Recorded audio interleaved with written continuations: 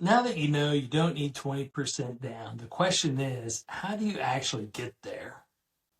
The problem is, this is where a lot of people get stuck because they start saving a little bit here and there, and without a clear plan, it's hard to know if you're actually making any progress. Here's a simple way to think about it. It's called the gap. You essentially have two numbers. You've got what you need for a down payment, and you've got the money that you've already saved towards your goal. The difference between those two numbers, that's your gap. It's your new target. So let's use an example. Say that you need $10,000 towards your down payment and you've saved $4,000. Well, $10,000 minus the $4,000, that's $6,000. Now that's your new goal. And instead of guessing, now you have a clear target.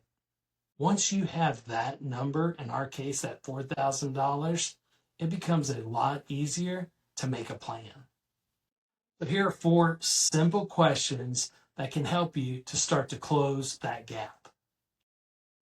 Question number 1 is, what's coming in? What money do you already know is coming in?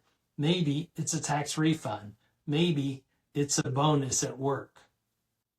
Or it could be anything that you typically get every year. Instead of letting that money go to random things, you're going to designate it, and you're going to designate it towards your goal. Question number 2, what can you do more of? Now, this is something that you're already doing, maybe like overtime at work or picking up extra hours.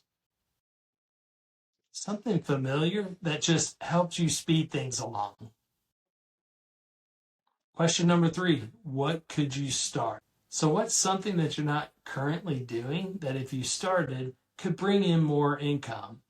This would be something like a side hustle. And remember, it doesn't have to be forever. It's just something to do while you're trying to reach your goal. Question number 4, what can you cut back on?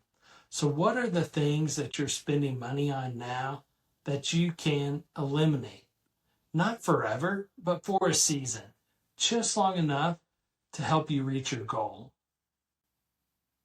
Even small changes here can add up way faster than you think.